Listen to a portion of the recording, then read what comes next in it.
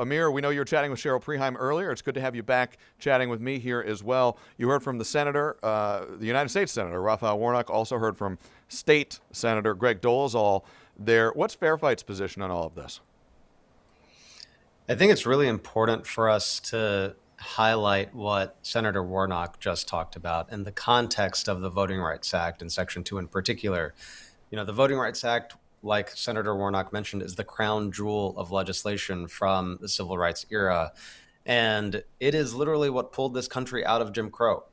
And we have to remember that Section 2 of the Voting Rights Act was amended in 1982 by a bipartisan Congress, signed into law by President Ronald Reagan.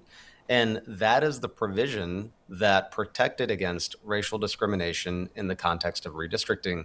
And that's the provision that the Supreme Court took aim at and gutted in this decision with Calais. And so what Senator Warnock talked about, the historical context of the Voting Rights Act, is incredibly important.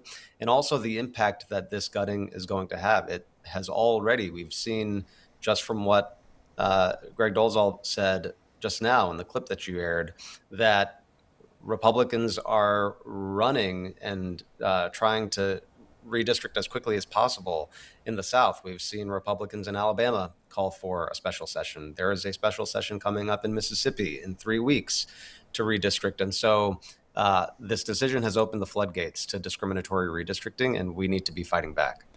I want to read you something that was just released by the chairman of the Republican Party of Georgia. This is from Josh McCoon as part of a multi-paragraph statement. He wrote this, saying, quote, "We applaud the justices for rejecting the race-based mandates that forced states like Georgia to prioritize racial gerrymandering over compact districts that respect communities of interest, traditional boundaries, and the principle of colorblind justice enshrined in our Constitution."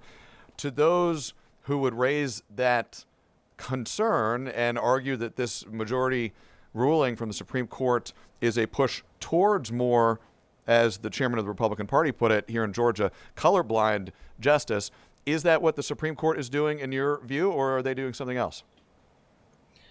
Absolutely not. What they're doing here is that they're making it easier to discriminate on the basis of race. What Section 2 did was it created a tool for courts to identify where racial discrimination is happening based on how lines are drawn. And what the Supreme Court has done with this decision is it has eviscerated that tool. And so now, under Section 2, the new standard announced by the Supreme Court, states, counties, cities can engage in redistricting that will weaken or dilute minority voting power, and in places like Georgia, that means Black voting power, in a significant way, and they will face no liability. And that is what's happening here, is that this is opening the floodgates to discrimination. And when we hear the words colorblind, I think that should immediately send up red flags, because this is not allowing colorblind redistricting. This is allowing redistricting that will discriminate against minority voters.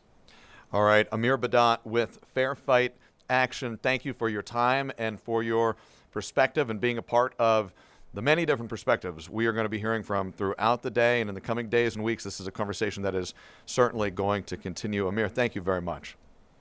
Thank you so much.